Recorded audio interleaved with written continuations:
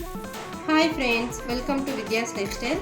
இன்றைக்கி நம்ம வீடியோவில் சிக்கன் மோமோஸ் எப்படி செய்யுதுன்னு பார்க்கலாம். ஒரு கப்பு மைதா மாவு போட்டிருக்கேன். இது கூட கொஞ்சமாக தேவையான அளவு உப்பு போட்டுக்கோங்க. இது நல்லா கலந்துட்டு நம்ம சப்பாத்தி மாவு மாதிரி பிசைஞ்சு எடுத்துக்க வேண்டியதுதான்.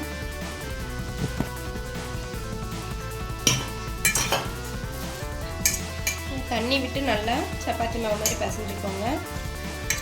இது கோதுமை மாவுலேயும் செய்யலாம், மைதாவில் மட்டும் இல்லை, கோதுமையிலையும் செய்யலாம்.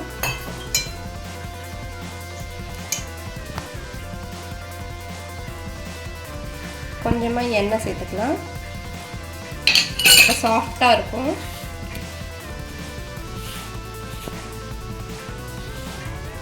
நல்லா பிசைஞ்சாச்சு. சாஃப்டாக இந்த மாதிரி அழுத்தினா உள்ளே போகணும். இப்போ வந்து ஒரு ஈர துணியை போட்டு மூடிக்கலாம். ஈர துணியை போட்டு மூடி வச்சாதான் மேலே வந்து மாவு காயாமல் இருக்கும்.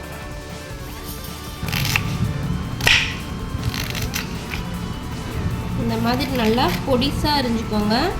இல்லைன்னா ஆனியன் சாப்பர் இருந்தால் அதில் கூட போட்டுக்கோங்க.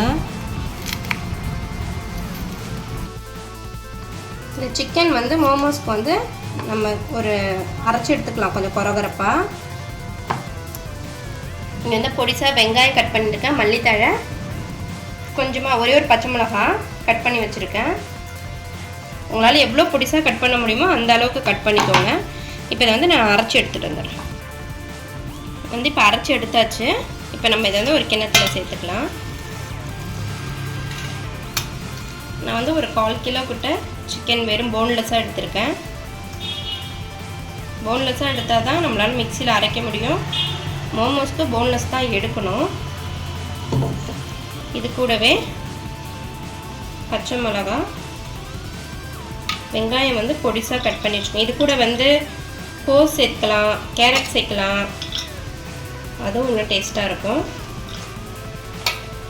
அடுத்து பொடிசாக கட் பண்ண மல்லி இலை, இது எல்லாத்தையுமே சேர்த்துக்கலாம்.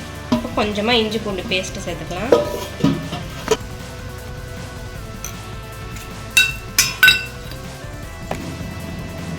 கொஞ்சமாக ஒரு 1/2 ஸ்பூன் கிட்ட இஞ்சி பூண்டு போட்டுக்கோங்க.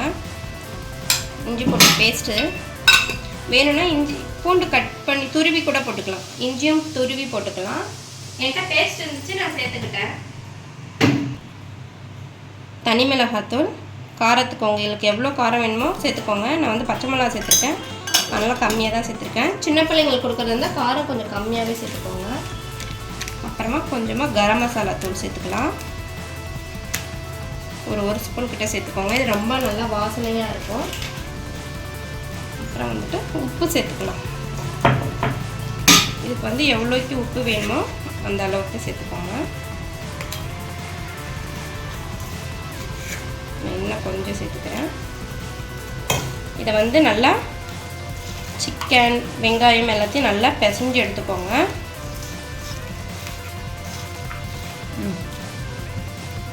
நல்லா மிக்ஸ் பண்ணிட்டேன்.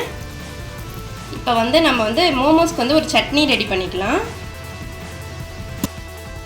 சட்னி செய்யறதுக்கு வந்து ஒரு குட்டியாக ஒரு 3 தக்காளி எடுத்துக்கோங்க. செக் பண்ணிக்கலாம். இப்போலாம் வர தக்காளி நிறைய உள்ளாரெல்லாம் சொத்தையாக இருக்குது.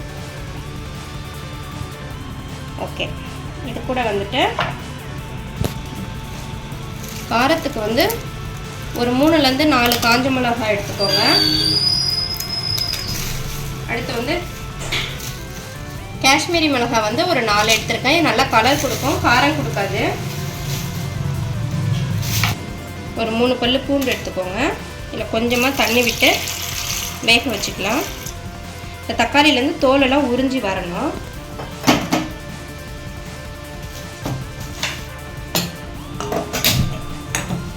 நார்மலாக வச்சுக்கோங்க, நல்லா வேகட்டும். இன்னும் கொஞ்சம் கூட தண்ணி விட்டுக்கலாம். வெந்ததும் அப்புறமா பார்க்கலாம். இதுமாரி திரட்டிக்கோங்க. நல்லா மெலிசாக எடுத்துக்கணும். இந்த மாதிரி ஒரு படி மாதிரி எதாவது வச்சு ஒரு ரவுண்டாக போட்டுக்கோங்க.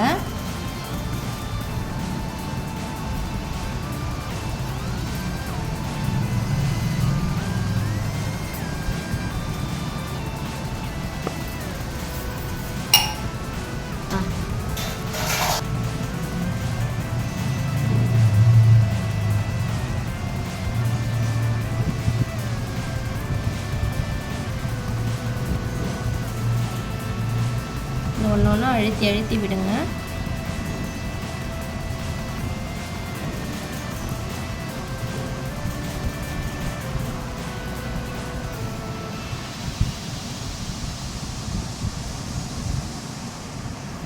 நல்லா கொழுக்கட்டை மாதிரி வந்துருச்சு.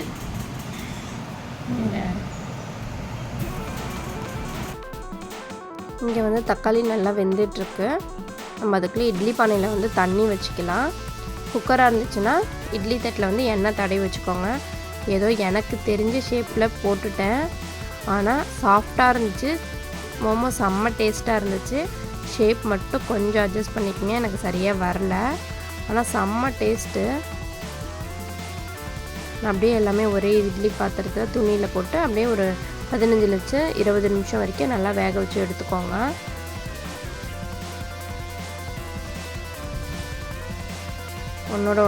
ஒன்று மேலே தான் வச்சுருக்கேன். அப்படியே மூடி போட்டு வேக வச்சிடலாம். அதுக்கப்புறம் இந்த சட்னியை வந்து நம்ம அரைச்சி எடுத்துக்கலாம். தக்காளி வேக வச்சுருக்கோம் இல்லையா, மிளகாலாம், அதில் வந்து தக்காளியை வந்துட்டு அந்த மேலே இருக்க தோலெல்லாம் எடுத்துடலாம். தோலோடு போட்டு அரைக்கக்கூடாது. நம்ம ஒன்று ஒன்றா அந்த தோலெல்லாம் எடுத்துட்டு மிக்ஸி ஜாரில் போட்டு அரைச்சி பேஸ்ட்டாக எடுத்துக்கோங்க. இந்த சட்னி இல்லாமல் மோமோ சாப்பிட்டீங்கன்னா நல்லா இருக்காது. கண்டிப்பாக இந்த சட்னியை வச்சு தான் நீங்கள் சாப்பிட்ணும். அவ்வளோ டேஸ்ட்டாக இருக்கும். நல்லா தோலெல்லாம் உறிஞ்சி வர அளவுக்கு வேக வச்சுக்கோங்க. இது கூடவே மிளகாய் பூண்டுலாம் வேக வச்சுருந்தாலே அது எல்லாத்தையுமே மிக்ஸி ஜாரில் போட்டு ஒரு அரைச்சி எடுத்துக்கலாம். இது கூட வந்து கொஞ்சமாக உப்பு, கொஞ்சம் சர்க்கரை சேர்த்து அரைச்சிக்கோங்க. அப்போ தான் டேஸ்ட்டு இன்னும் அந்த காரம் அந்த புளிப்பெல்லாம் பேலன்ஸ் பண்ணுறதுக்காக தான் நம்ம சர்க்கரை சேர்க்குறோம், வேறு ஒன்றும் இல்லை. தேவையான அளவுக்கு உப்பு, சர்க்கரை, கொஞ்சமாக சர்க்கரை சேர்த்துக்கோங்க, அதிகமாக சேர்க்கக்கூடாது. அவ்வளோதான். சூப்பராக ரெட்டிஷாக கலர்ஃபுல்லான மோமோஸ் சட்னி ரெடி ஆகிடும். அங்கே வந்து மோமோஸ் வெந்துட்டுருக்காங்க. நம்ம அதுக்குள்ளேயே இதை ரெடி பண்ணி வச்சாச்சு, அரைச்சாச்சு. பாருங்கள், பார்க்கவே எப்படி இருக்குது பார்த்திங்களா, நல்லா கலர்ஃபுல்லாக. கலருக்கு காரணம் காஷ்மீரி சில்லி. அவ்வளோக்கு மோமோஸ் வெந்துருச்சான்னு பார்க்கலாம். நல்லா வெந்திருக்கு. ஆனால் ஒன்றோடு ஒன்று ஒட்டிகிட்டு இருக்குமான்னு தெரியல. அட்ஜஸ்ட் பண்ணிக்கோங்க ஃப்ரெண்ட்ஸ். ஷேப் மட்டும்தான் மாறி இருக்கு. அந்த டேஸ்ட் வைஸ் செம்மையாக இருக்கும். ட்ரை பண்ணி பாருங்கள். இதை எடுத்துகிட்டு அப்புறம் எங்கள் பசங்கள்கிட்ட கொண்டு போய் கொடுத்து டேஸ்ட் எப்படின்னு கேட்கலாம். அவ்வளோதான், சிக்கன் மோமோஸ் ரெடி ஆயிடுச்சு. ஷேப் மட்டும்தான் கொஞ்சம் மாறி இருக்கு, அட்ஜஸ்ட் பண்ணிக்கோங்க. இப்போ என் பசங்களை கொடுத்து எப்படி இருக்குது டேஸ்ட்டுன்னு பார்ப்போம். சாப்பிடுங்கப்பா, எப்படி இருக்குன்னு சொல்லுங்கள். ஓகே, நம்ம பார்க்க ஒரு ரெட் இது பேரு எப்படிப்பா இருக்கு? வீடியோக்காக சொல்ல சத்தியா இருக்குமா? இந்த வீடியோ உங்களுக்கு பிடிச்சிருந்தா லைக் பண்ணுங்க, ஷேர் பண்ணுங்க, கமெண்ட் பண்ணுங்க, மறக்காம சப்ஸ்கிரைப் பண்ணுங்க. தேங்க்ஸ் ஃபார் வாட்சிங்.